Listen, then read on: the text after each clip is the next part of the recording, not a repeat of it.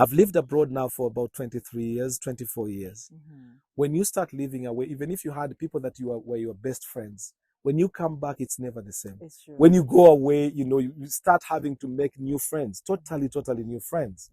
So when I was there, for example, I was thinking, how do we start aging?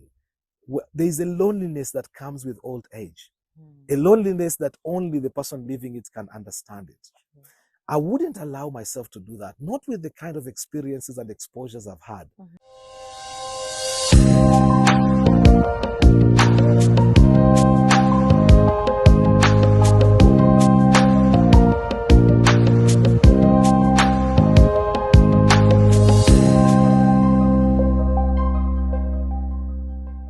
Welcome to the Success Theory Talk Show with Dorothy Kamarunga, a talk show that is dedicated to telling stories of entrepreneurs to inspire aspiring entrepreneurs and already existing ones. Today we are with Haji Kasim Kaira, who is the CEO and founder of Dream Harvest Farm. He left a whole career in journalism working on BBC, imagine, international television, global television, and he is right now dedicated on this journey as a farmer and as an entrepreneur. We want to hear more about his story and how he decided to make this move. Welcome to the show. Thanks very much, Dorothy. And welcome to Dream Harvest Farm. Thank you too. Tell us more about yourself and how your journey started to where you are right now. That's a very long one too. Yeah, we're gonna cut it a bit short. Kasim Kaira, Haj Kasim Kaira, combine quite a couple of things. I think I'm religiously educated, so I would say that I'm a religious, not a scholar, but a student of knowledge. So qualifying in some aspects of Islamic law. So as a sheikh, therefore, I can do preaching. So I do pastoral duties on one hand. On the other hand, I graduated, my first degree was in education. So I'm a teacher by qualification, but then later on a journalist for the rest of my life. I've traveled very widely. I'm married with 6 children, including twins. So I'm a Sarongo as well. That adds to the titles. I'm a Haji, so I went to Mecca for the Holy Pilgrimage about nearly 10, 15 years now. And after a career in journalism that is spanning nearly 30 years, actually last year I made 30 years in journalism, which is a very long time. I've embarked now on farming, but journalism never goes away. So to say actually that I retired, I think is kind of a misrepresentation. You never retire as a journalist, but you can retire from effective employment and then devote a lot more time into the farming, doing the things that you love. I do a lot of public speaking now, so I get invited to universities, to public spaces to discuss issues, because these years in journalism, I think I've sort of covered a lot of mileage just in terms of experiences in war reporting or in war coverage. There is the after effects of war, there is the judicial systems that follow wars, and then even farming, where now talking to farmers and experienced farmers, I'm already beginning to build up my own following in farming. Many people who are looking up to me just in terms of the footsteps that I've followed, looking at people who have managed to do it well. So I think, shortly put, my life has sort of been built around journalism on one hand, and now later on farming in between, preaching that comes in, kind of naturally alongside. So you talked about being a teacher by profession. How did you then leave teaching, or did you continue? How does teaching now lead you to journalism? How did that journey? One thing about being a teacher, I think it's the best profession ever. Wow. Anyone who didn't know now, I can tell you for sure, as a teacher, because when you're a teacher, you can make if you're a teacher, for example, my specialization was in history and economics. And you'll find that if I go now to cover economic aspects, well, they will not be about teaching. If I go there because I take the knowledge that I have in my education, from my educational background, apply it now in the sense of public speaking, you're sort of finding the communicative aspects, being able to convey information from point A to point B.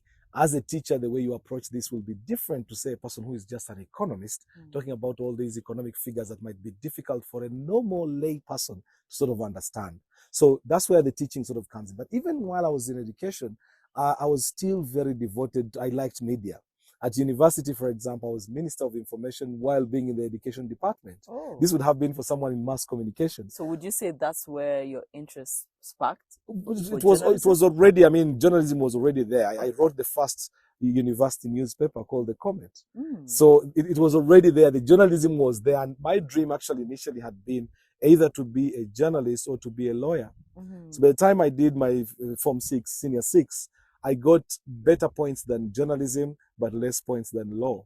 So I had to find a middle ground, and that's where education now came in. So the advice was, you're better off, doing education, because with education, then you can sort of fly off to all the other fields that you want.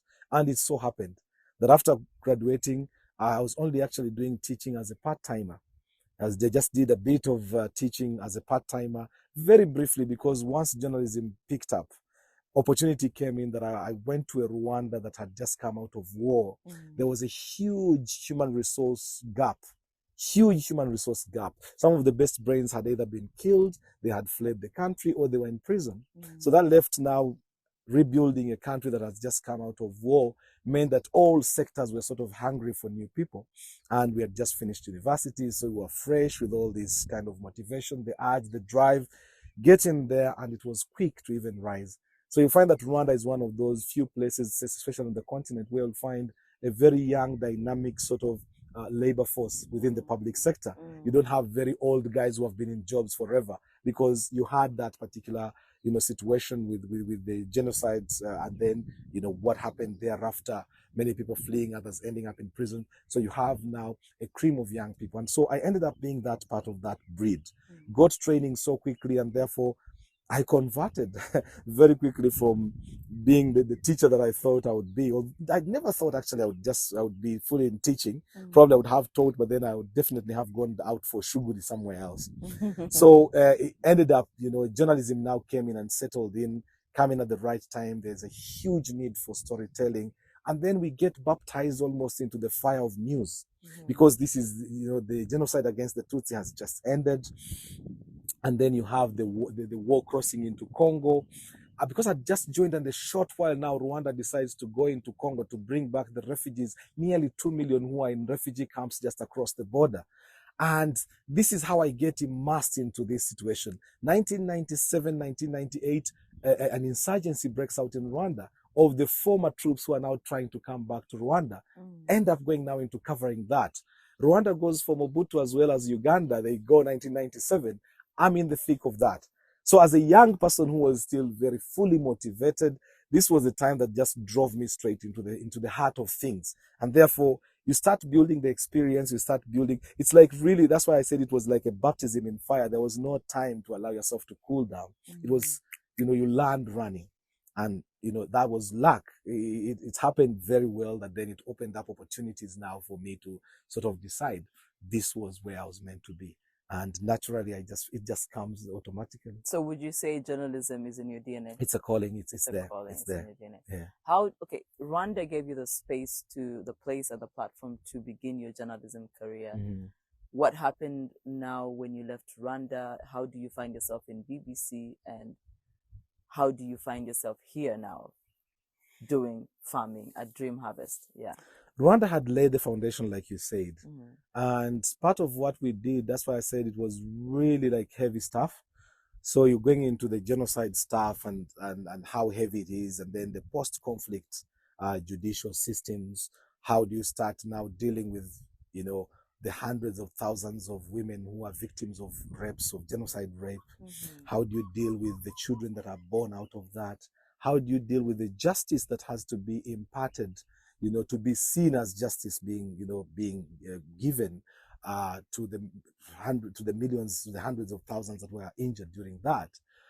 How do you even start reconstructing the country? Now, these were all very big questions that each one actually would be a sort of an interview of its own, because it had its own challenges, it had some dynamics. You had to navigate like fresh waters. Nobody had an idea. It was just like a script that was written as people went along.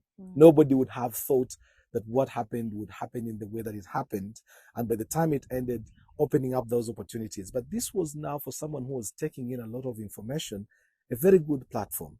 So that exposed me, of course, to the world. So, for example, we would have like BBC journalists, big journalists who would come to Rwanda to do stuff. They would be looking for a person who was well informed. And quite often, because I would be able to speak English. There were guys who were very well informed, but their English probably was not as good as mine would be considered. And therefore, so I would get an opportunity where someone else did go, where probably they didn't need a French speaker, then I would come in. Although, I mean, my French, then I started building up my French very quickly to make sure I could fit now into the dynamics that were there. So by the time I left Rwanda, already on the international scene, I was already known. And, you know, I'd been seen. In 2002, when I was chief editor of the Internews Rwanda, it was an American organization, but which is run, well, funded partly by the George Soros organization, but they do work in post-conflict countries. So in a lot of Kazakhstan, in East Timor, you'll find that in all countries that have been through war, Internews has always come in to sort of see how do people now start getting back together, especially out of a civil war situation. So while working there, I'd been invited to the United States of America. I'd gone to some of the best universities. I went to UCLA, the University of California in LA, at Berkeley, at the law school. I had a very big conversation with students, with lecturers. It was big. I mean, people asking all sorts of questions, all manner of questions relating to the events that had happened in Rwanda. And that actually coming out of that, I think, sort of gave me a different perspective. The way I was viewed was different. They looked at a person who was not just an intellectual, but a person who had lived the experiences, like had lived through the times, looking or talking to people who had lived through the experiences. I went to Johns Hopkins University, which is another in Maryland, which is another big university internationally, does a lot of health stuff. And therefore there we had conversations still around, you know, what had happened in Rwanda in 1994, and then the post-conflict situation. So by the time I left, I was already really placed in a very good place. Came to the United Kingdom, went to the United Kingdom at the University of Wales in Cardiff, where we got a very sort of marathon training at the university. And right there managed to, from the university, managed to condense a course that would normally take a year into 3 months. It was marathon because we were needed back home, but they needed to tailor the course in such a way that it would allow you to take in what was taken the whole year within 3 months. It was heavy. So by the time I got back to Rwanda, I'd already been really groomed or prepared. So by the time the BBC gets me, get an opportunity through a friend, a person who knew my family but didn't know me very much, but he had heard about my reporting in Rwanda. So Rwanda really got me to the BBC, because by the time I went to get myself into the BBC, already my name had reached there before my face. So it allowed me an opportunity to get in, and I started only as a part-timer. Ali Yusuf Mugenzi, who became the editor, the editor of the department of the news, the Great Lakes service of the BBC, allowed me to get, you know, made everything possible to allow me to get into the organization. And I was there as a Kinyarwanda Kirundi news reader. So languages, I got into the BBC as a Kinyarwanda Kirundi news reader or presenter. And that allowed me, within 6 months, I'd already crossed into Focus on Africa, and the rest is history, as they say.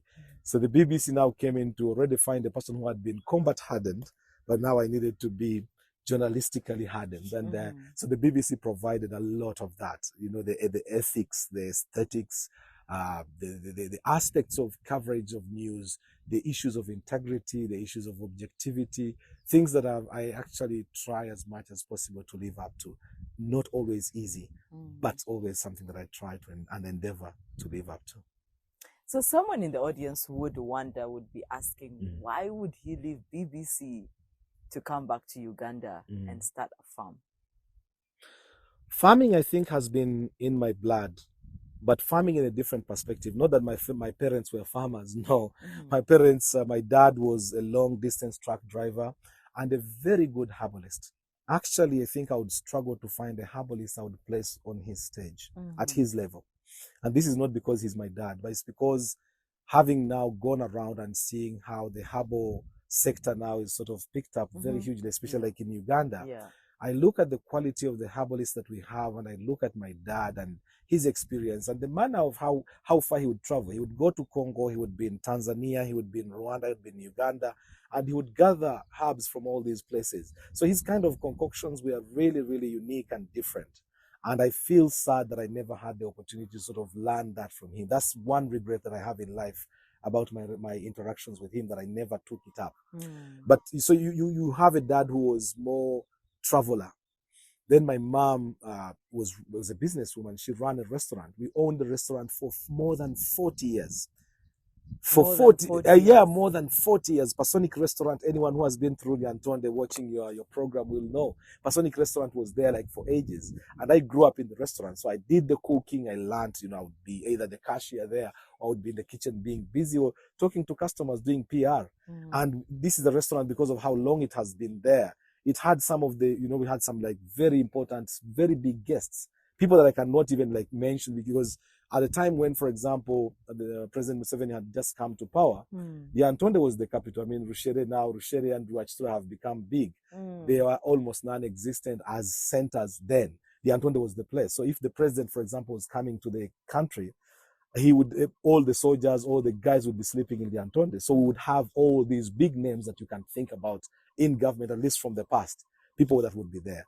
Now, including his own mom, President Museveni's mom used to drink milk at our place. Wow. Yes, the Antonde. I mean, there is evidence to that. Whoever knows. So what happened to the hot restaurant? Restaurant now, mom's grown old, and then all of us have gone away. So nobody carried on. People left to go and live their own lives, but it is always, it's like a restaurant, just like journalism for me.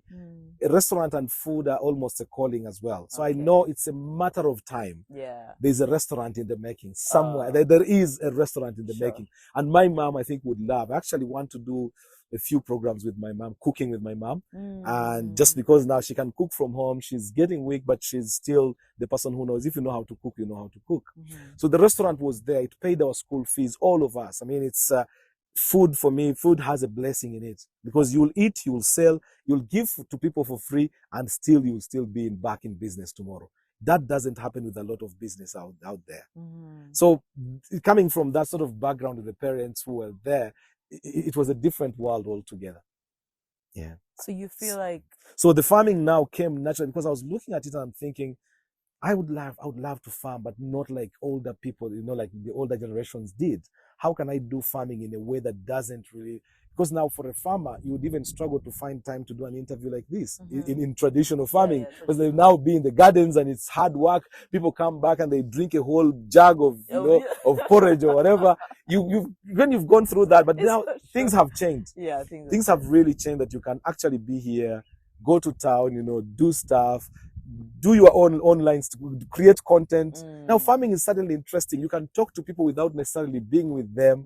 So now this whole idea, because I was just thinking now, I've looked at journalists who have waited too long being in the profession. They come to retire and you're either ill, you are sick, you don't know what to do. Many people have struggled. They get their pension money and that's when they think, I'm going to retire into farming. You don't retire into farming. You can retire in farming, but you don't retire towards farming. Sure. You can't get the money you've got for your pension and you say you're going to now put it into farming. That's too late for you. So I thought I should start sooner. Have the calmness of, I think you felt the fresh air here since you arrived. There is no noise. The noises that you hear are the birds. This is what I want to do. So the kind of interaction, to be honest, you get here and your thought processes can be in the right place simply because of this kind of life. So I wanted a little bit of this layback, but doing something as well. So writing a book, for example, and you're here, getting people to come and talk. I love like entertaining people. Back in UK, our home is one of those, not many homes, but homes where people just come to eat. People just turn up. My wife is this person who will not feel like tired to cook. Anytime wake up, we have visitors. Oh, what? How much time do I have? 1 hour, and she'll have something done. So the home is that place that you can come to and the people come and sit down and hang out and eat. As you live away, I've lived abroad now for about 23 years, 24 years. When you start living away, even if you had people that were your best friends, when you come back, it's never the same. It's true. When you go away, you start having to make new friends, totally new friends. So when I was there, for example, I was thinking, how do we start aging? There is a loneliness that comes with old age. a loneliness that only the person living it can understand it. I wouldn't allow myself to do that, not with the kind of experiences and exposures I've had. I want a place that people can come to and we just sit and talk. And so here, well, you don't talk on empty stomachs. You don't talk on empty stomachs. You'll have something cooking. You'll have something, you know, like sort of going around. And therefore, if there's food, the English say, if you build it, they will come. Yeah, definitely. So all I'm thinking is, if this dream is built in this way, this place was a very quiet. You can see how deserted it can even sometimes feel, but it never feels that way. You've come. By the time you leave, there will be another group coming in. There's always sort of people coming happening in. So when you get into that, you start transforming the area. A person who was driving past and they see a banana by the roadside, they will buy it. So even the local people now start feeding into that local economy. We've got milk. Our biggest number of buyers are not the bulk buyers, but the small buyers. And these are people in the neighborhood who will come, in a cup of milk, a jar, to a liter, 2 liters. These are the people that you have. And suddenly there's that kind of interaction. You've brought in something that is different. Where they needed to move 1.5 kilometers to get to the town center, now they don't, because they'll just be moving 200 meters to come and get milk and take it home. These sort of things now start making a difference in a different way. You start building up a whole new friendship. Yeah. And that's where, for me, farming wasn't accidental. We've only gone down the milk road, but we've been doing a lot of the beef side of things. So we do goats, we do beef cows, we do sheep. And that is on the bigger farm in Kiriandogo. So that one now I would have interactions with people in the diaspora. 99% of my buyers are people in the diaspora buying for their families here for Eid or Christmas. So sometimes we'd have an exception where we can have animals left over from Eid and then we can sell on Christmas. But normally we target Eid, because Muslims are big meat consumers at that. Yeah, sure. So because of that, we just sell once, and then you have that interaction. Phone call from someone abroad to the person you are delivering the animal to at home. There's already that new feeling. You are kept, sort of working. There's something about farming, and then getting to eat what you've cooked, what you've grown. I look at the farm and you just go down. You'll be seeing our farm kitchen garden. We just go there and say, Mahmoud, what do we have today? I just feel like buga. They'll just go get buga, get our peanut butter. Already you're getting the mix. You can just work out a meal in 15-20 minutes and you're cooking. And now, when you have like gas, when you don't have to go through the firewood, and that's what I was saying. Our parents now would have gone to go down the route of I am not going down that route. Yeah. If you've got your gas, then you just light and you're cooking. Within 15 minutes, 10 minutes, you're already eating. That brings a kind of quality of life to a person. But that's not for everyone. I mean, I have to be honest. That might not be someone's kettle of fish, but that's how I feel personally. Yeah, but I feel like that's a very bold move. In fact, I commend you so much for that, because I mean, people take so long to answer to their calling or to their purpose or to the thing that they actually really want. Because, I mean, someone would wonder, how did he do it? Like transitioning from the UK or even doing a corporate job, BBC, and throwing away a tie. Exactly. Suit, yes. And all the things that come with it, Someone would wonder, how did you do it? Like, can you take us through your transitioning? I mean, mentally, emotionally, and also the physical stuffs, maybe the things you had to do to prepare. Did you just wake up one day and you're like, no, I'm going to go buy the land and start the farm? Or was it a process? Oh. It was a bit of both. The decision to sort of quit, I just got to a point where I thought, in the BBC, I think I've climbed to the most that I think I can climb. I'd reached a step where I just felt like, what new thing would I add to what I've already done? So there was that point, and that was critical, because then it sort of started defining now where I wanted to go next. The other thing is I did a lot. Well, I was born in Barara. I mean, my kind of person, people wonder, what tribe am I or whatever, because of the many languages that I speak and the synergy with the ease with which I can sort of interact with people. But I was born in Barara. And while I had sort of dual parentage, I had mixed parents in terms of the tribal leanings and so on. But because I was exposed, I mean, I was born in Barara, grew up in Kenya, come to work in Rwanda, have families that cross all over. I mean, my dad, we are 32 children. We 32 children from my dad. including siblings that were in South Africa that I've never seen from a Zulu mother. Whoa. So we are spread across the region. Oh, yes. I've got siblings in Zanzibar, I've got siblings in Rwanda, I've got siblings in Burundi. And then recently I even, suddenly realized I had a sister in Luxembourg. Like out of the blue, she appears because the code name Kaira is always like the password. So he always. So yeah, he named the Kaira. So whatever name there was a Kaira. And so when the Kaira comes up, there's a time I was presenting news on a TV in Rwanda. And I'm told, once the program was done, someone is wishes to see you outside. I get out and find a beautiful lady who tells me, yeah, you Kasim, yes, is your dad so and so? Yes, I think I'm your sister. And so it was one of those things, but well, dad was still alive then. Okay. So I gave him a call and I say, your dad is this person who says, what does she say her name is? Yeah, Oyomanyoko. And that was just like that. And so because of all of this, so growing up in Mbarara, you look at the transformation of farms. There are families that we grew up sort of wishing to imitate. Rich families. We were not poor, but we were not rich. We were kind of in the middle. We could survive, we could get what we needed, but we were not rich. That allowed us access into both worlds, that we could comfortably be with the poor, but we could also hang out with the rich, especially with our exposure. Because we used to go to Rwanda when many of the people even now in Rwanda couldn't. So like my holidays, all the way up to 1988, almost all my holidays were had in Rwanda. So we'd come, and Rwanda, despite whatever you might think, then was quite developed in comparison to Uganda. There were companies like Mirongo Plastic, where we had like the best plastics. They were strong. Here we had Tampeko, but then you would compare Mirongo and Tampeko, and they would not match very well.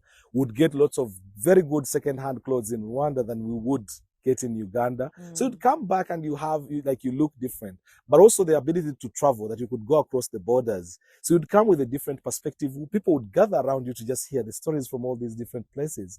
So there are families like Batuma, families like Bwete, families like Mbiringi. There were some rich guys, Hajasumani Matovu. There were those rich families that were there. And you'd almost want to envy or emulate. And there were some Banyankore Bachiga families that had like cows and so on. And I would go and see their farms. Growing up in the Antonde now, my best family are the Burashe families. The Burashe family. The Burashe, I had Kennedy, I had Robert. Robert was slightly younger, but Kennedy was my buddy. We grew up together. We'd read novels, exchange novels. We come back. He's in Kako, I'm in Kampala. Go back, and these are the stories moving. But then I would go to their farm. We didn't have a farm, but we had cows. And there was a Michiga Chakavare, Mr. Chaka in the Antonde, who we used to keep our cows at his home. So I would go, and then it would be like holiday is ending. Mom is saying, oh, school fees. I go to the market in Cariro, we sell the cow. I get not only school fees, but a lot of pocket money that then I go with to school. So this, I didn't live on a farm, but I had access to farms. And I started sort of creating my own imagination of what I wanted as a farm. So by the time I really got to this calling, the calling was there, but it was about the courage. It was the motivation. How do I take this on? So I came in 2014, we bought this place. It was only 2 acres is what we started with. 2 acres. And I was thinking, I've got a sister who lives not far from here. She's a headmistress of a big school, and they had come and located here. So she said, there's this place, I don't know how it is, but there's a good place, 2 acres. But I'm thinking of a farm. Now, a farm on 2 acres, to imagine that, if I'd been to Kenya in a farming perspective, I'd grown up in Kenya, but it was a different Kenya. It was not the Kenya that I see now in terms of farming. So if I had grown up there, probably the perspective would be different. But I looked at 2 acres and I'm thinking, for the farming that I want to do, can this really do anything? But I just thought, so I knew by the time, before I complained that it is small, let me first have it. So the person that I bought from, who we became very good friends with, had 10 acres. So he sold me 2 acres and he remained with 8 acres. By the time he died, that's about 2 years ago, I'm sitting on his 8 acres and he was sitting on 2 acres left. So he kept selling to me. And the idea is, when you go to buy into an area, one trick is find a place that you have the possibility of expansion. So whenever this person has an issue, they will come, Haji, we're doing Sunga, you can buy 1 acre. Then you be like, but I didn't even want that 1 acre. Of course, pretending. And yeah, then you get the acre. Before you know it, you start building it up. So we built it up slowly, and to see where it is now, it was well, 2 acres is not that small, but it was much smaller then. But the dream now started growing. But it was expensive. This is only 20 miles from Kampala. Minus traffic, this would take me 30 minutes to be in Kampala. Yeah. So you can imagine 20 minutes when I'm in Kampala. I can be in Kampala, do whatever the Kampalans do, and still come back and live a farm life. That was quite something. But then it was very expensive to buy. I've got a sister, an elder sister, who was in Bunyoro, in Kiliandongo. She comes and says, Kasim, I heard you saying you wanted a farm. There's relatively cheap land there. How much is it? She told me, come and see, but about $1.5 million. And that was like $1.5 million for an acre. For an acre of land. When was and that? I'm thinking, okay, this is about 2017, 2018. And the land comes with a title, or it's you'd have to process the title. A lot of Bunyoro didn't have titles, but still, even then, I mean, it's still too small. Yes. So I just said, yeah, let me pay a visit. Before I visited this place, I got a dream. And I went to this place that I'd never been to in my dream. I swear. I went to this place. I saw the place, like I visited the place. The way they say that when we go to sleep, you know, probably our souls get out of our bodies and they travel and then come back in the morning. Yeah. For those who die in their sleep, their souls don't return. So they are captured there and then they are kept there. So I get this dream, and this was like probably a month and a half before I went to visit the place. And I see this dream. I saw this place. Picturesque. I mean, I could almost paint it out for you with my eyes closed. Now I go to my sister. She's taking me to this place. She says, there are 3 places. I'll take you and then you can choose.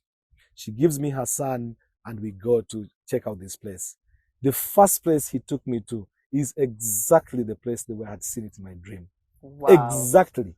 I mean, even when I talk about it, I get tears. Yeah, okay. It was very much, because I go and I'm saying, I've been here. Like, this place is very familiar. And the person said they could only sell me 10 acres. I said, I'm taking them. How much? We started negotiating before we ended up paying 1.5 million. And for me, this was paltry compared with what I was paying here. But of course, it's 130 miles from here. 110 miles from here. So it was far, but then, so I got 10 acres. And once I got there, before I know it, I kept buying. Now we've built it to more than 100 acres, going into 250 acres. So it was natural. So once the land comes in place, then definitely the natural thing is, what do you do with the land? So when I just bought here the 2 acres, we put goats here. Now, without a fence, with neighbors growing their crops, still traditionally doing so, I was in constant battles. My goats have gone and eaten someone's crops. I have to pay. Someone's crops to pay. It became so untenable, and 2 acres was feeling too small for a goat project. So once I got that land, all the goats moved from here. So there were no animals until we recently now sort of brought the dairy project here and the poultry project here. So you said, when did you buy the first 2 acres? 2014. 2014. And that's 2015. the same time you buy the No, Kiliandongo is bought in 2017, like 3-4 years apart. Yeah, and here there was actually just the goats. Once the goats moved away, it was kind of quiet. But then I was doing rabbits. The rabbits actually, before even the goats came in, rabbits were my first project.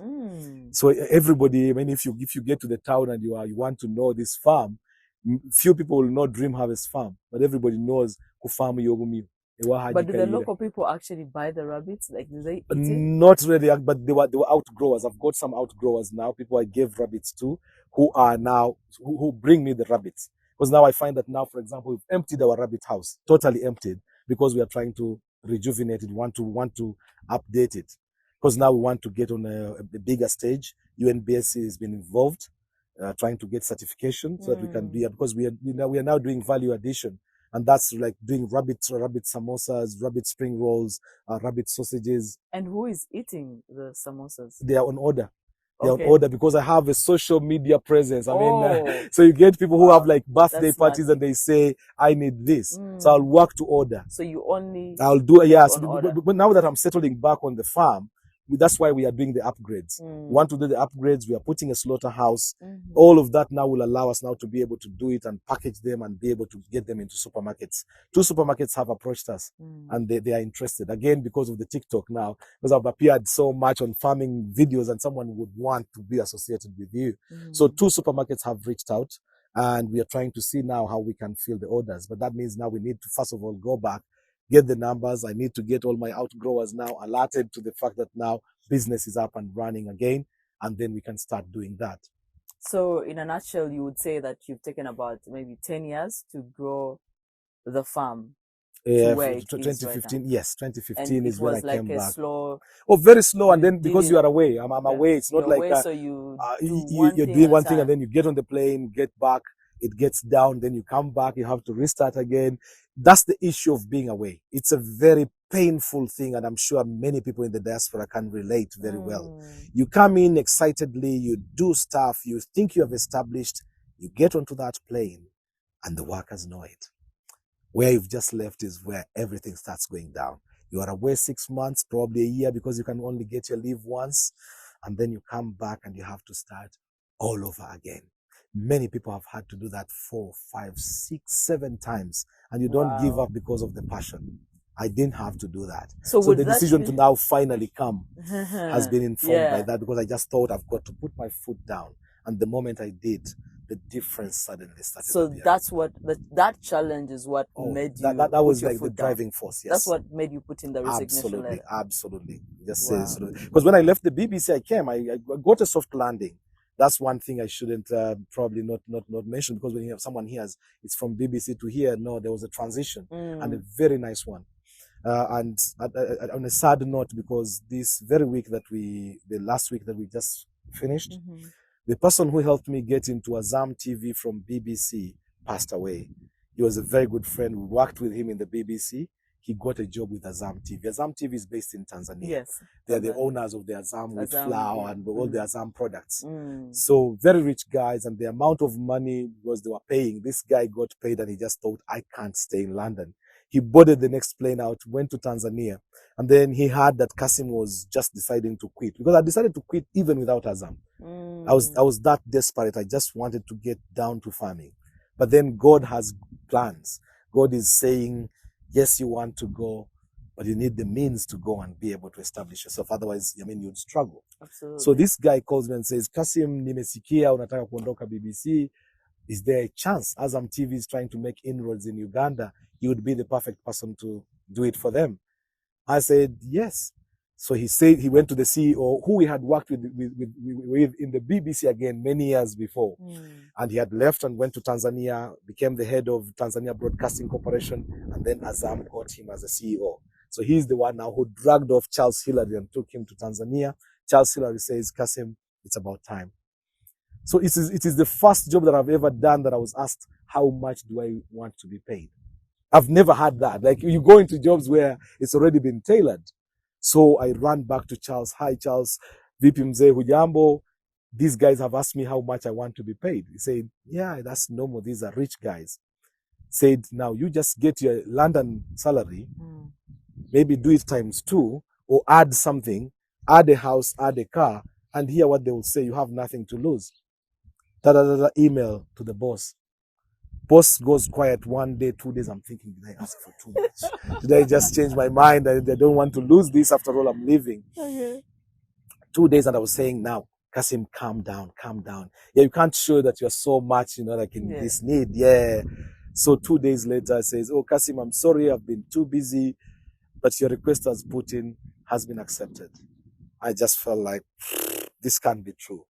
So now you're supposed to be. So I have to quit the BBC and come and establish Azam TV. No, in Uganda, because we're looking to open inroads in Uganda. Okay. I launched Azam TV. You did? Oh yeah, the news side of things. They had come in here with the decoders. Yeah. And Simon Arenaito was the one who headed that. Came and established the decoder business. I came in with the news, like Azam to be known as a news TV in Uganda. I'm the one who came. I was brought specifically to come and do that. So I get a soft landing from the UK, better salary than the BBC. I'm back home, salary where I was paid, like for a house, and I had my own house. I was given a car. That allowed me to really establish, and I'm forever grateful to Azam, because the things that I'd never done in 17 years and a half that I was at the BBC, I did in 3 years and a half that I was with Azam. It was just that fantastic. So would you advise like someone who is coming from the diaspora, maybe transitioning to Uganda to start something, to actually get that kind of soft landing? Find a way that you land in. Yeah, find a way that you land in. And even if you are to come, probably don't just come all at once. Try 3 months, see how you survive 3 months without calling London for assistance.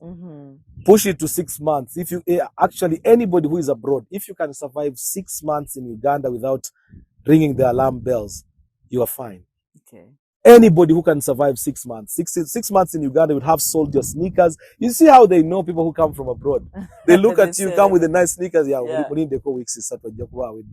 They just wait for that, and they know they will buy your stuff off you. Yeah. So if you can survive 6 months and you're still intact, honestly, you will survive. You will survive. Yeah. So after that, you get the soft landing, get a job, get a car, get a house. What happens that then? allows me now to start building up this pretty quickly. That's how, because the 2 acres that I bought, that's what the BBC gave me. The 15 acres that we're sitting on, everything else left off the 2 acres was from Azam. Wow. The 200 acres in Kiliandongo, Azam. Big commercial building in Kiliandongo, Azam. So everything really, to be honest, that's why I'm saying in 3.5 years. But because a lot more, because I was on the ground. Because when you're on the ground, it's easy for someone to just come over and sort of say, Kasim, there's this bit of land. Can you take it? So it will be easier for someone to sort of, do that. Yes. So it became very easy because people with problems will always appear. People with needs, and then you work into these needs and help them out.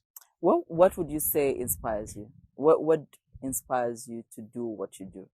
Or why do you do what you do? First of all, it's belief in God. I strongly believe in God. And when I believe in God, a lot of the stuff that I've done is that belief that I pray. Whenever I pray over and for something, it becomes very easy for me now to handle everything else. That self-belief now allows me to be able now to make the next move, to sort of say, this is how I'm going, this is where I'm going. 2, passion.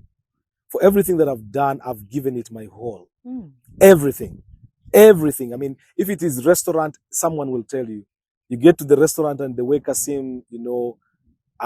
receives you at the restaurant, treats you. Customer care for me has been like inbuilt. All the way, like from my childhood. If I get to doing something, I try to perfect it. Like I immerse myself wholly into what I'm doing, and that makes a huge difference. So that passion, that information, trying to inform myself as much as possible about things.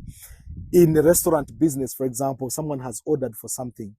My mother used to have a code. She would say, "Later, yakabuza customer." So while the person is waiting, what are they doing? Can they get bored? So we'll have a glass of milk, amakamo. We just bring our chivuguto there. A small glass for someone. We are doing this. Do you mind testing it? Someone tests and says, "Can you give me a full glass?" So you've already made a sale where you didn't expect one was coming.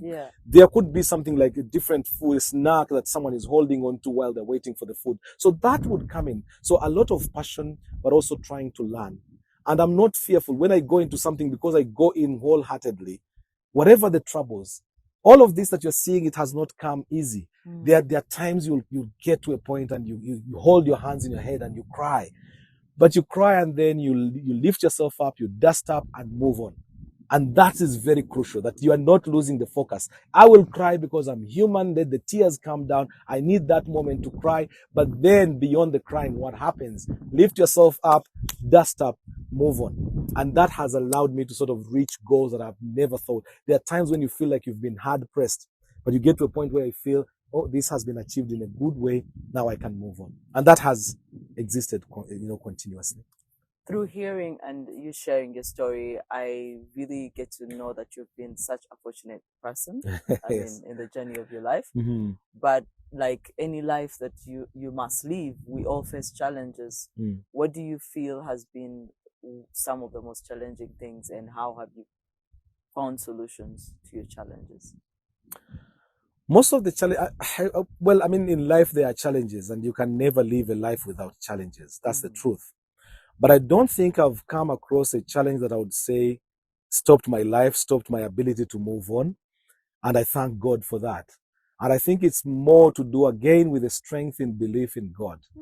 That for everything there is a reason.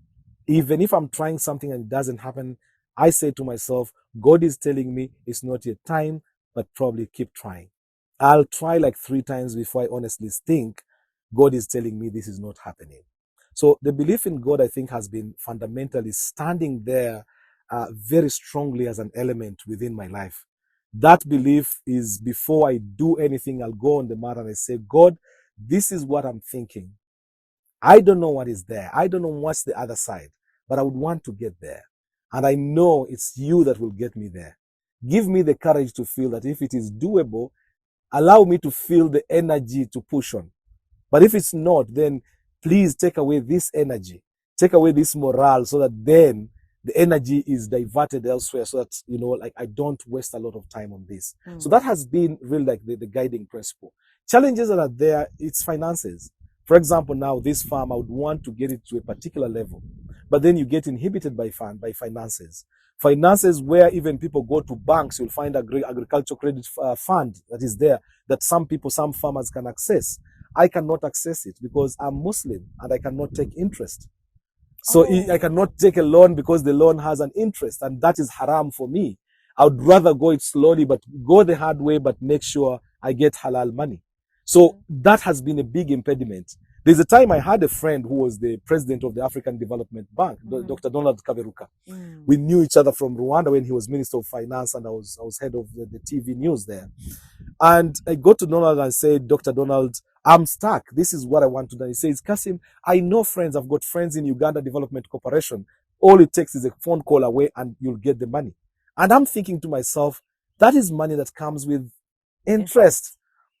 So if there was like the Islamic Development Bank, which someone could access, and it's doing projects in Uganda, if there was a project, there are big dreams that we can use such small spaces. I've done so much research and you see how such small spaces could transform lives in ways that are unbelievable.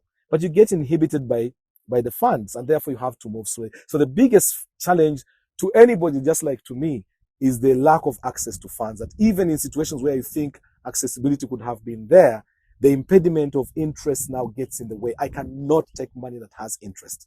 I'd rather die. So are you trying to say that there is no Islamic bank in Uganda? It's only been introduced. Okay. And there are so many stringent measures they have to make sure, they put in place mechanisms and so on. So going forward, probably, who knows, we might start being able to access funds. Yeah. But that has been a very, very big impediment for many Muslims, serious Muslims, because there are many Muslims who have gone to the banks and taken the credit.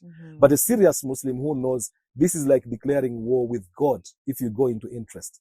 Now, once you understand that, and if I know everything that I've got has come from God, the same God that is telling me not to take interest, I think I would be daft now to think that would be the way to get it. Many people who have taken loans have failed to pay back. So the thought of that, I think, that has been like the biggest challenge. The next challenge is changing perception. You come in here, you are looking for a worker to milk cows. What are you coming to tell me that is new? Yeah. Now, this is someone I'm trying to employ on the farm to come and work on cows. Things have changed. You're telling someone I'm doing a total mixed ratio where I'm getting my dry grass, the hay, I'm mixing it with my silage, I'm mixing it with my dairy meal, and I'm serving it as a single meal. To explain to someone that actually a cow only eats 2 buckets a day. 2 buckets of a full meal. 2 buckets. It's difficult for someone to understand because you've taken the cow to the grasses, it starts eating the grasses, there is no end to it. It comes back and you think it has eaten a whole batch. But all you need is once you have measured, you've got your rations right, 2 buckets for a cow, and it is giving you 25 liters a day, and you're comfortably there. So what do you feed the cows to actually give you this amount of? No, it's just understanding, because now we've grown up. It's rainy season now. Okay. Everybody thinks now, even the milk prices have gone down. The dairies now, you can go there, because the grass now is green, so the cows can just eat the green grass. The amount of time it takes for the cow to convert that the green grass, because that green grass has water. water that is not necessary for the body. So it has to first of all get rid of that water, get to the grass content itself, and then start. Because with the dry grass, the cow will get thirsty. When it gets thirsty, it will go and drink a lot of water. That creates milk. Oh, okay. So that's the secret. And so you find that people who have lived in dry places, once you start understanding these perceptions, they change your perception. Now, it takes forever to get the mindset of workers to understand. You'll spend hours on computers, you'll understand, you'll attend workshops, seminars, and then you come back, the person that you have at home that is going to implement. And that's the biggest challenge. You will go, you inform yourself, you come back, you're fully informed, but then the person you are employing, converting that, changing the mindset, is one of the biggest problems that we have in our situations, where for someone to start seeing things afresh. Now, I had to get everything that I knew out of my head to say I'm learning afresh. So I go into this field, if someone comes to me, they are an expert, to imagine, because would say, I've got a bull, once I have my bull, I know my cow will get pregnant. To hear artificial insemination, you're thinking you're taking away the fun of the cow. You know, what's the fun anymore now? They can no longer enjoy themselves. You're just going to do artificial insemination. But this is one way that is fast-tracking things. You are now with embryo transfers now that have started in Uganda. It means actually you even have a bigger guarantee in comparison to the AI that we were using. We are crossing those barriers. And for people now to start changing their minds to understand this, that has been a challenge. If you're sitting with people who are going to be implementing your stuff and the perception is still difficult to change, you know, bad habits die hard.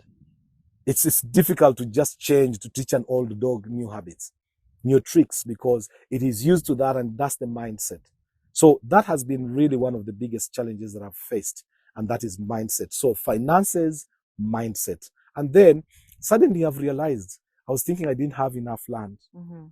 After traveling in Kenya, after visiting many farmers, suddenly my perspective of land and access to land has totally been transformed. I feel absolutely rich now. Very rich, because looking at how few acres I have, suddenly you realize how much if you did that. So look at, for example, that cow pen. You'd have thought that someone would just have built a big thing. But on the cow pen now, the modern one, the cows can eat. Where they're eating is where they can drink from. You can milk them from there. We put a rope around their necks, and while it is feeding, we can just tie a rope. You go and clean its udder. It knows within 15 minutes it has to give me milk. So the same feeding spot is the same milking spot. I don't need a milking parlor. That is changing. Now, I'm duplicating, God willing, we are duplicating another two. So before you get to the old rugged kitchen that you see there, we have two other structures that are going to be constructed there for our growing numbers, God willing. So that suddenly, I think, is speaking volumes to you. But now it's about space, and then you realize it goes back to money, money, money. Once you have the money and you have the knowledge, then you can do stuff. In your own thinking, what would you feel like would be the solution to this money situation? What would you rather be happening for you to access it's access to the funds, and that is now, well, I've mentioned now the religious inhibitions to that. That's one. But also because now you realize that even for other farmers, not speaking just about myself, the interest rates, for example, are absolutely inhibitive. 22% in some instances. It's almost someone giving you money and telling you won't be able to pay. But some people would say that there's a lot of money, there's money everywhere. But do you feel like there's a gap between the people who have the money and the people who have the projects, or what is happening? Because some people actually say there's money everywhere. You can access money as long as you have a good idea. It's the knowledge, Dorothy. It's the knowledge, knowing where that money is and being able to know how to access it. There are so many people who would want to invest, and that's where partnerships now start coming in. This whole idea of this is my farm, and you hold on to it, and you want to die, you die so poor with it, just because you're trying to prove something. No, I think I'm opening up that, and part of the perspective is get people that you can partner with. For example, now after going into the poultry project, suddenly I've realized how important it is to grow your own maize. That if I can start controlling the source of feeds, where maize is constituting nearly 70% of the feeds, if I can grow my own maize and maize on a large scale, the price of maize, we will struggle to see maize going back to 600, 700. That is hard. We have crossed that barrier in ways that you cannot believe, because the consumption of maize is such that the consumers are so many and for different demands. Yeah. Kenya is taking away. Our own farmers now are coming in. People are feeding maize to their cows, which wasn't happening a lot. People are feeding their maize to the chicken, to the pigs, to the so suddenly there is this huge upsurge in demand that is saying you need this. So anyone who has land, that's where the thinking process starts. If I can partner with someone now, we can partner and we say, we are going to go, let's grow 50 acres of maize. You're open and then for I buy an from my, arrangement like that? yeah, then we buy from ourselves. Like our maize is there, we buy it. So as part of the farm costing, we say we've bought maize, but we've bought it from ourselves. So you have a sort of a revolving fund within. And those are things that I'm now beginning to start thinking about.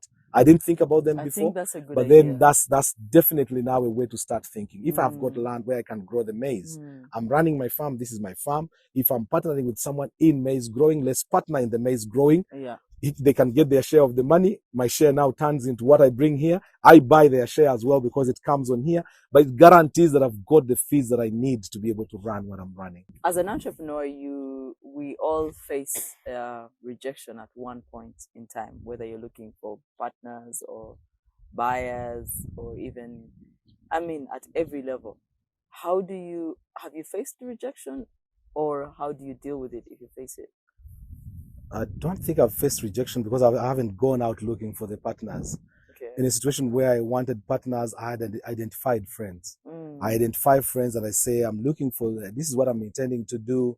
I run something called DHF, that's Dream Harvest Farm, Nundirako project. Oh. Where I get people in the diaspora struggling to find a person to look after their cows, and I get their cows, they bring them on, they pay a one-off fee that then allows me to sort of be able to run it for them. And each year now we work out a mechanism.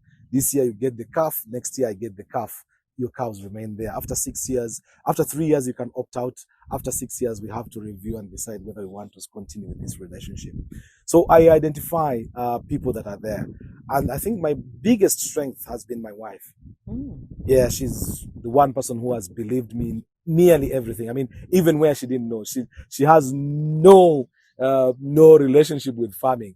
She hates farming, if anything, but she still believed in you. Yeah, but she because whenever because I think through a lot of these things. So I'll sit down, I'll have thought through this, and I come and we'll exchange ideas. She'll say, I have reservations about this. Surprisingly, I always have an answer to any of these reservations. So by the time she brings this up, I've already thought about it, and I say, this is how I'm intending to counter it, and so do this and do that. So my wife, I think, has been the single strongest pillar that I've had when it comes to ideas, because I bounce ideas off her, some that seem even very weird, and then suddenly, it becomes real because she's believed. And sometimes her belief is such that she says, I'm going to come in as an investor as well. If you're bringing in now, you're looking after people's cows, yeah, I'll buy my own and I'm buying my share in it. So that's the kind of a commitment. Wow. It's trust, it's commitment, but it's belief. But I don't think it's blind belief. It's based on knowing what the person is capable of and sort of seeing the energy that is in there, and then you do that. Rejection hasn't been there because, well, one, I've not approached any banks, again, based on the faith aspects that, I can't do interest, I don't do interest. So if there was, but I've started, my mind has been opened up a lot on partnerships. I've seen the big successful people out there, they think of partnerships. And when you want something and you want to own it 100% and you feel it's mine, it denies you the ability to expand, to explore areas, because you become very insecure in these aspects. Insecurity actually comes in, I bring in a person as a shareholder and then they will take my business. Yeah. But once you've understood, the ways around that, and artificial intelligence is playing a very, very big role. It's coming in to help in the way we are running. It's amazing. For example, in farming now, my son Fami, who we do farming with my father with, introduced me to ChatGPT a lot. I was how you become a slow adopter. Yeah. But my son was like, Papa, you just need this. Papa, you just need this. So I'm here and I'm thinking, first 2 days, we didn't have a fridge. We got a lot of milk. We didn't have the right way to store it. The milk died. So, so went bad. And I'm saying my son has been pushing me so much. I have 10 liters of milk that have gone bad. Chat GPT, what can I do within a farm environment? I've got chickens on the farm. I've got cows on the farm. I've got crops on the farm. What can I do? Chat GPT, as usual, I can actually use the dead milk, if I use that, to feed chickens. Wow. And the moment we found out that, I was like, this is a godsend. So technology is coming in and it's beginning now to help. But the partnerships now, while I'm looking at partnerships, I'm also looking at how do you introduce technology now to assist? How do my investors who are, for example, whose cows I'll be keeping, get to know how their cows are performing? You just know that they don't need to live wherever they are, they are there and they can do it. So I'm actually thinking a lot more partnerships. I'd rather grow now, become big, but my big is as a result of other people. So you are the face of it, but then, you know, behind you now you have all these people. So I'm thinking about that. We had not yet been to that level, but we are moving towards that and pretty fast. So I really want like-minded people. Like now I've told you, like wanting now to make sure. I've suffered so much with the prices of maize since it went up, struggling to feed the chickens now because all the first 4 months that we had maize grown by farmers who were leasing our land. So instead of paying money to lease the land, they pay us in terms of the maize. And that maize came in handy. It's what did the feeds. I never felt the pinch of the feeds until the season ran out. And then suddenly now I come to the realization, the realities of having to buy the maize, which has grown from the 700, 900, 1,000 to 1,700, even in some instances to 2,000. So that a kilo, that's a killer. That's a real killer. So suddenly now I want to start. Currently, are you having any partners in like when you say you want to partner with some people? No. I'm looking that's an area that now I'm opening up because with partnerships now you can raise funds very quickly. So someone can come partner with you. We do the maize, for example. We do 50-50 of the cost. Yeah, of the cost on that particular crop. So the land is mine. So when we are doing, of course, the shares, it has to be, if you are looking at the factors of production, we are looking at the land, capital, entrepreneurship, and blah blah labor. So we'll just say land. I'm paying for the land. So that is my share of it. So when we go to the capital invested and then we are looking at the profits, that has to work in to sort of fit into that. So I've seen a lot of consistency on your journey. I mean, even way back with the journalism, you stayed so many years, over 20 years as a journalist. And then now in the farm, as I've been doing my math, you've consistently invested on this land, maybe and the farm, the other farm in Kiandongo, about maybe a span of 10 years. And I'm sure there's 10 and 10 other many years to come. Inshallah. How are you able to be consistent on your journey? Like what tricks do you use to be consistent? Because I feel like that is one of the biggest challenges we have as career people or even as entrepreneurs, consistently doing something. Even when you said, okay, the 2 acres are too small, but I can get more. Someone else will throw in the towel and be like, this is too small. I'm not doing it. I'm going back to the UK. Yeah.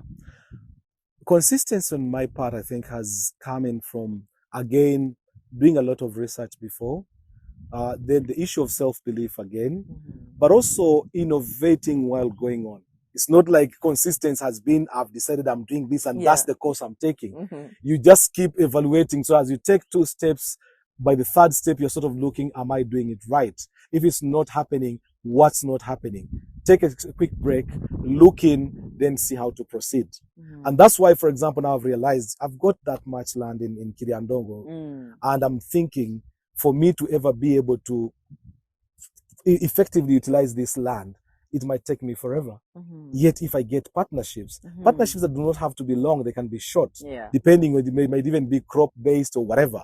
And you just come in and we say, this is how much we are allocating. We get our tractors in, we clear the land, we do the water. We know we have it. Over that period, we assess our performance. Are we still good partners? Fantastic. let's move on, or let's cut our losses. So once you get to that, I think that has been, now part of the learning has been that I've got the land. Suddenly visiting Kenya, I realize this is too much land that I've got in comparison to where people have, and yet the productivity from that land is nothing even close to what the Kenyans are doing.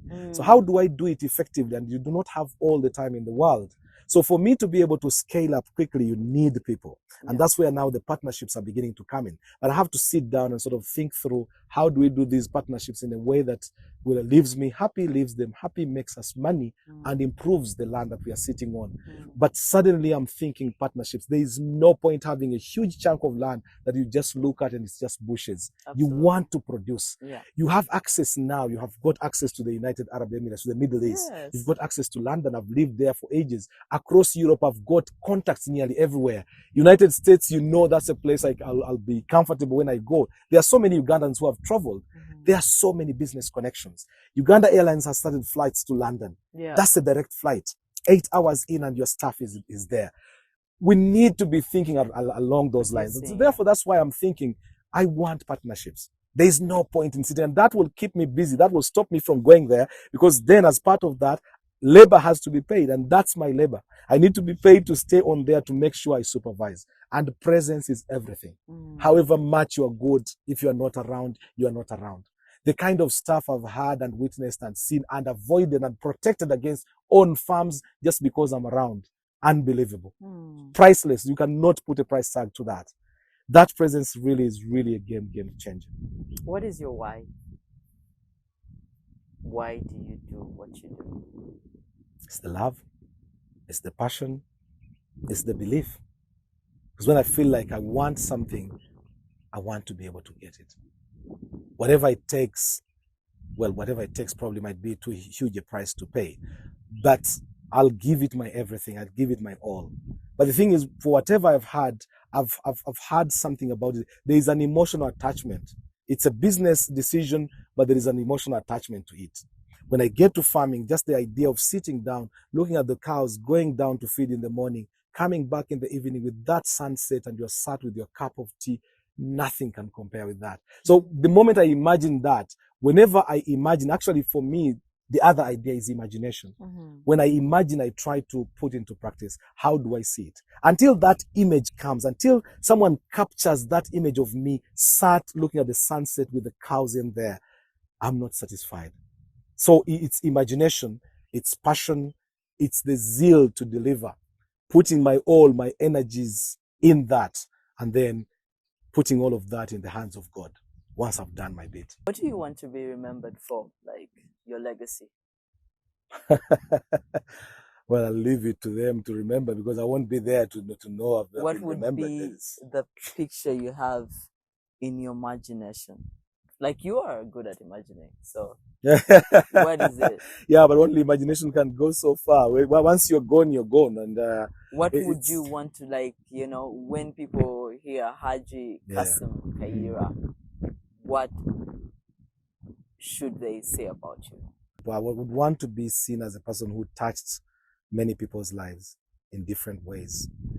In my years in journalism, there's nothing that gives satisfaction like going to touch on a particular subject. Maybe there's an issue that is not moving well and government has to act. You do a story, and because of your story, the strength of your story is such that government is forced to take action quickly.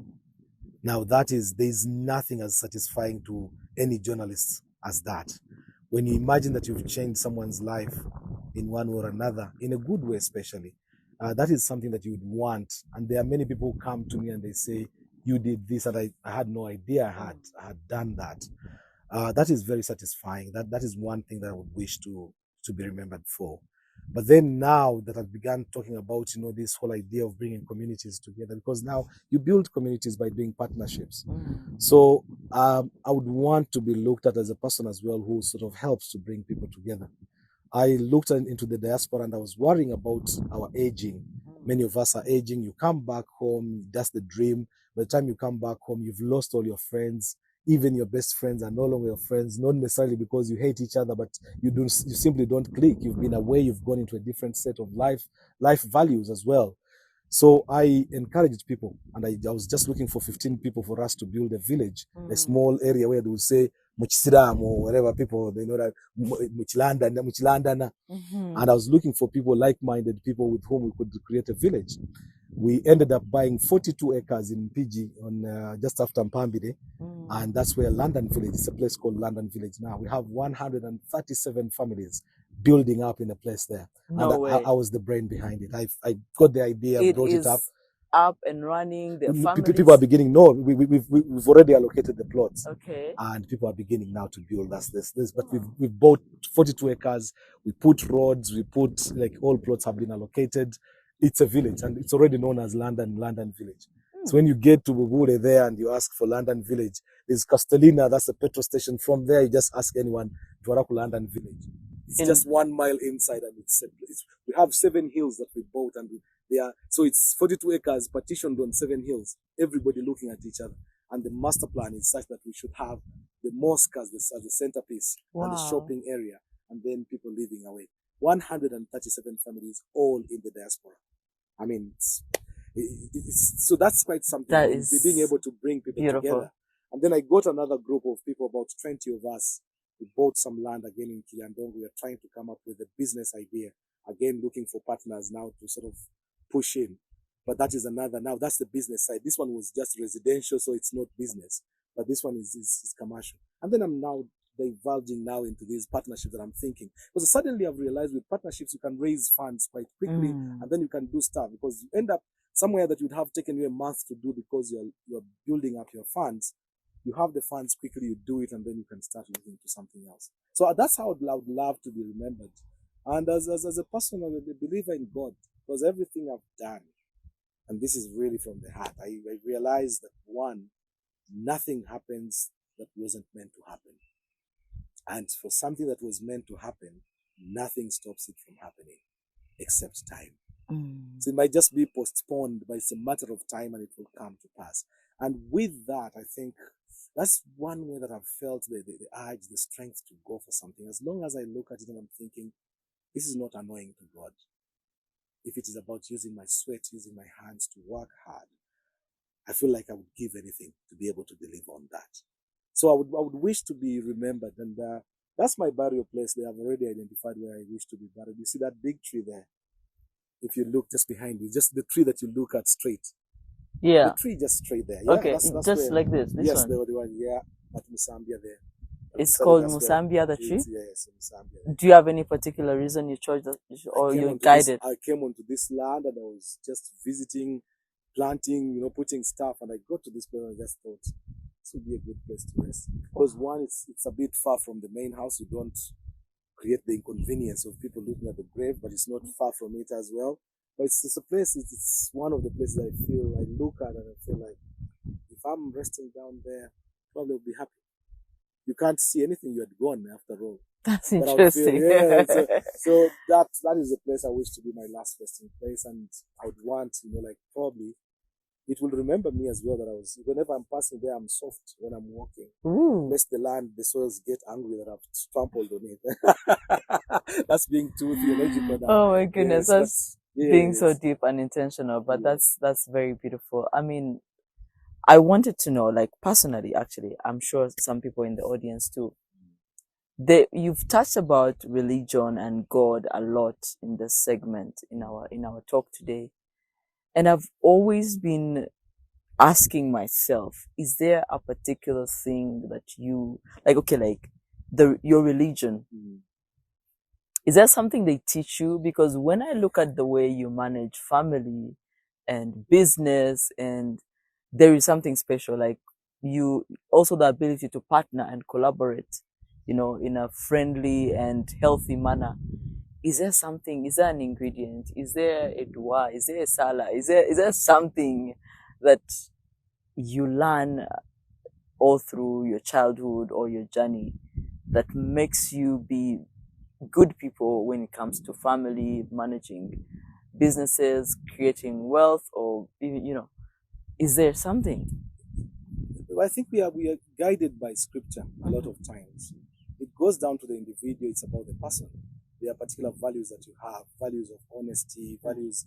Because growing up, for example, in Barara, we used to have non-Muslims around us. Mm-hmm. Even within our families, there are lots of non-Muslims. As you know, in Uganda, we're always that mixed. You have Christians, you have Catholics, you have Protestants, you have even Barwari, the traditionalists. And within them, you'll always find that there are particular values that you have. Values of honesty, values of trust. So growing up in Barara, I used to see non-Muslims. They are buying a land from each other, but they send to Zoam Saram Nako. They would come to a Hajj because this person has paid, but they have not paid the full amount. They want to feel safe that the title is not left with the person whom the money has been paid to, but this one cannot also not have it because they have not paid the full amount. The trust would be brought to these Muslims. All along, I mean, I would see in Kabedevede, I would see in Yamitanga, I would be seeing in Ishakabushen. We had have very strong family connections with the Basaja Barabas families. Yes, our family was the Kakuriremus. There, you have these strong connections that came from that. The issue of integrity. My father was one of the people who took some. I will not mention names, but some of the richest guys that you know in Kampala. My dad introduced them into Congo. They would take salt, they would take fish, dry fish, and they would come with gold. My dad introduced some of the richest people in Kampala, and I can repeat that without a shade of doubt. My dad introduced them into Congo, and they were all non-Muslim. Yes, we were just that close. And for us, when I speak with a very strong Muslim perspective, it does not in any way exclude non-Muslims. Some of my best friends, I've told you, I've grown up with the brushes. Yeah, they are non-Muslim. We've grown up together. You have those particular values that bring you together. A religious person, in their true sense, regardless of whether they are Muslim or Christian or Jewish or traditionalist, it wouldn't matter for as long as there are these particular values that you have religiously. So when you have that belief, you know we are all answerable to a God. You know, suddenly you realize it limits how you do things. If you're in a relationship and you have a wife, and you know religion says how to treat your wife in a particular way, the wife understands how to treat their husband from a religious perspective. So you do it as an act of worship, beyond just being an act that I'm doing it to Dorothy or Naima. I'm doing it as an act of worship. So I'm loving my wife, but in loving her, I'm actually fulfilling a commitment from God. And I hope to be rewarded for it. So I think putting that, your children, the way you raise them, giving them the ability to have conversations openly. In my home, it's just unbelievable. I can't say it's the best home, but it's a good home. Because one, we can sit and have conversations that are not only religious, but looking at everything. No topic is out of discussion for us. We will discuss a lot of these things, and that creates a kind of a healthy environment. And then that has pushed me now to become a lot more knowledgeable. Because if you are being seen as the head of the family, questions are coming, you have to have answers. So that pushes you now into the knowledge realm where you have to find out what are the answers to this.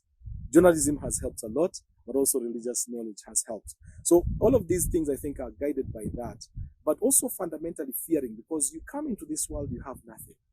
When you leave, especially as a Muslim, because for a Christian, there might be that beautiful suit, that expensive casket. Yeah. For us as a Muslim, Yeah. I die with all of this looking at it.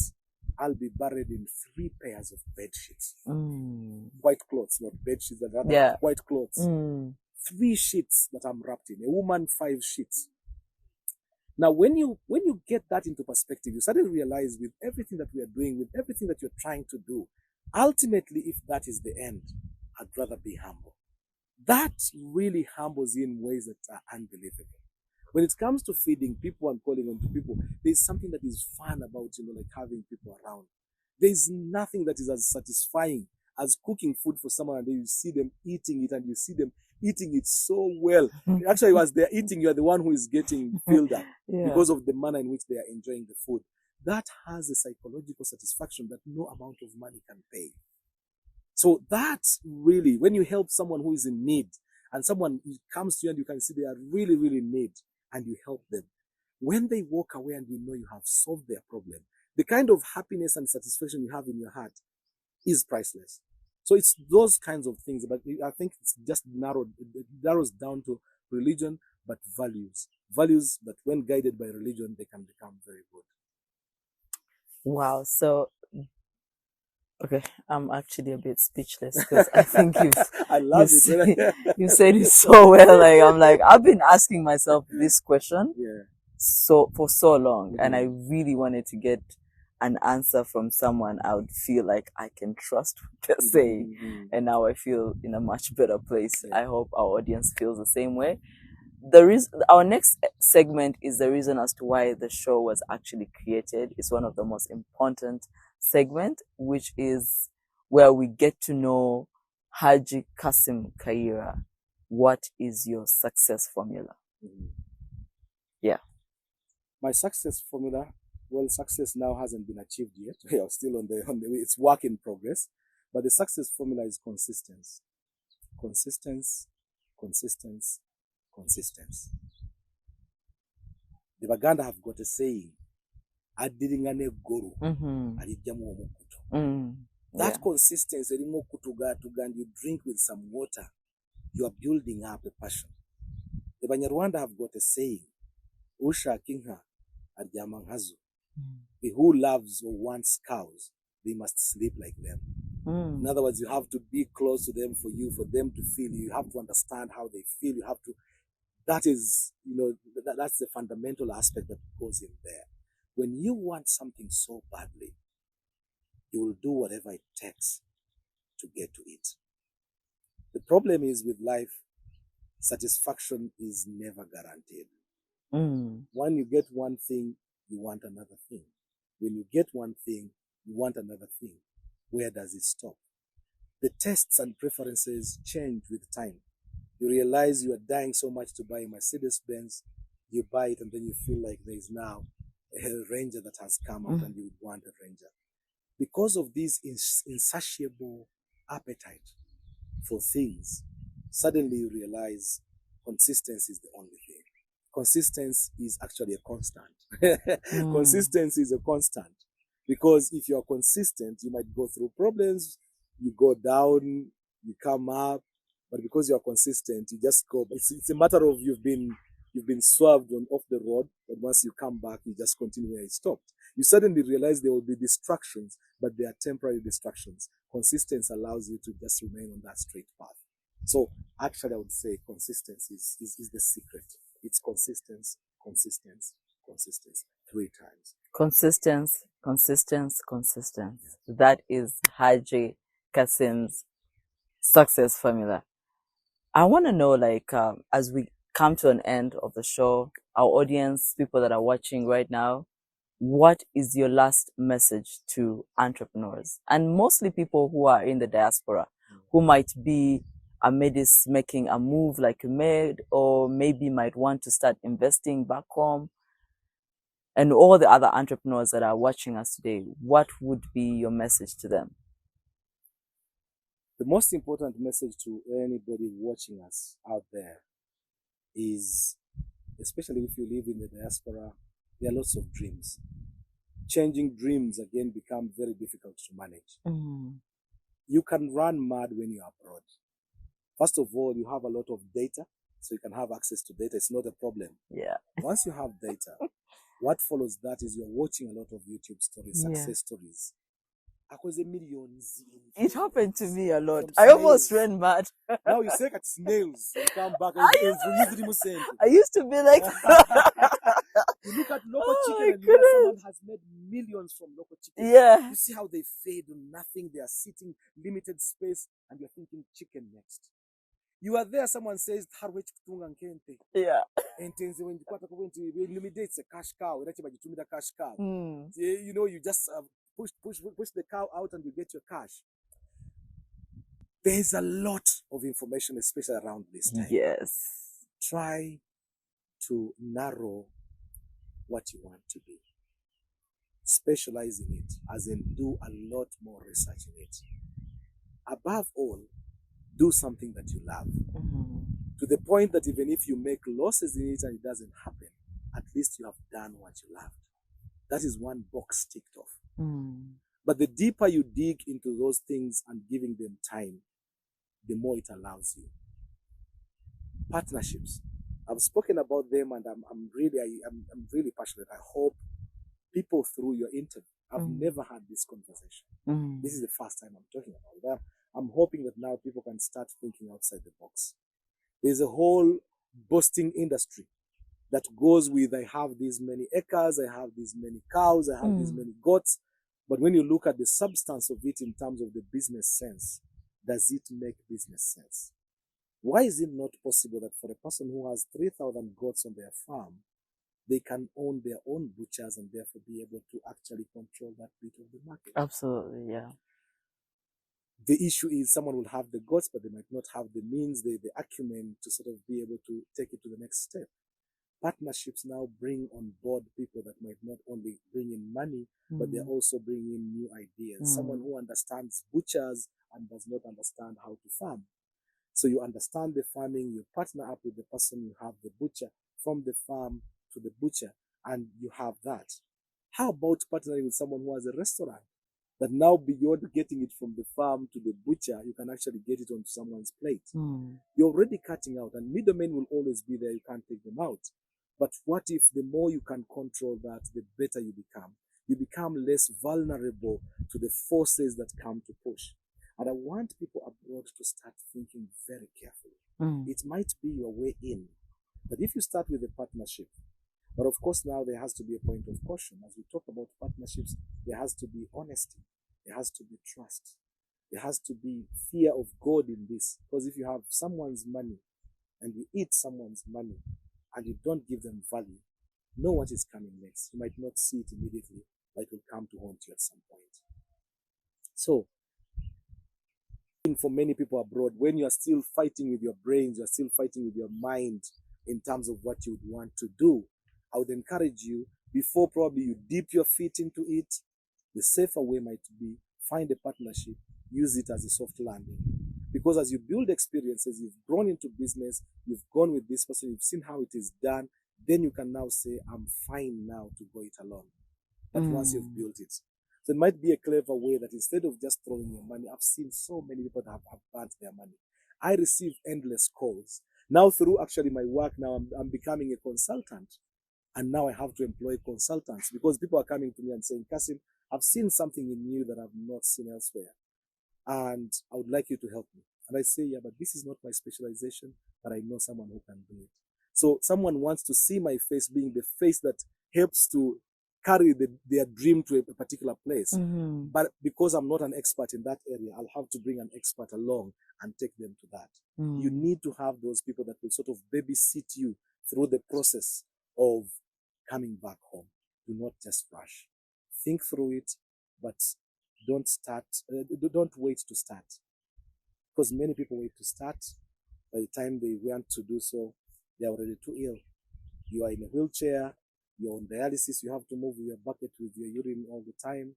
You're on treatment that requires you to be in a place where now you can't travel. All these are restrictions. And while we put our trust in God, we work hard. You don't just, like say, I've put my trust in God and I'll wait for food to come from heaven like manna.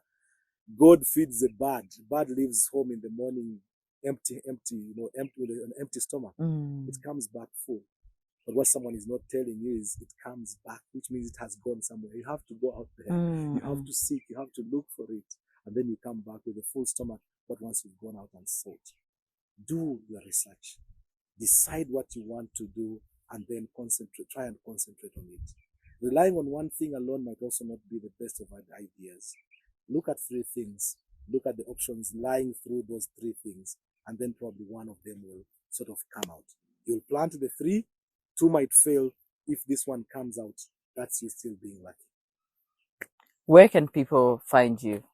How can people get in touch with you? My YouTube channel, Okay. Dream Harvesters, so Dream_Harvesters, or Farming with My Father, which is another one. And then on TikTok, actually, I think I've found TikTok quite, like very friendly. You find a lot of abuses and, people have a lot of time on it and all of that. But I've found actually TikTok to be quite a very rich place and I can reach out to so many people. And of course now, because I speak all these many languages, it just means it breaks a lot of the barriers and you can. So YouTube channel, Dream_Harvesters, or just look for Kasim Kaira, you'll definitely find me there. I'm on Facebook quite strongly. There, it's been my place, my home for the last 11, 15 years probably. TikTok, of course, like I've mentioned. But also, we're intending to do farm visits. We're trying to do something that is different. Something in the pipeline, so I won't just regurgitate it or get it out, maybe as a still bag. Yeah. But I'm thinking the farm might be a different place. We want to explore something that is different, where you can come and just not eat your meat, but you're able to have something else. Just sit down and talk. And I think as a journalist paid to talk, now is the time probably to take back without to merge, to merge that. The journalism and the farming and the cooking. Let's sit here, let's cook. Let's cook, and as long as my mom is still alive, God willing, I'll drag her in. I think cooking of an old lady in a pot has its own, very interesting aspects to it. And then we can have our small sports activities on the farm, but it's more the cooking and the cooking, the eating, and the talking. Thank you so much for joining us today. It was such an amazing, amazing time with you. And I hope our audience and the people in the diaspora have taken notes and learned a lot from you. That was all we had for the show today. I remain Dorothy Kamarunga, and this is Success Theory. Look for us on YouTube and subscribe, like, and see you next time.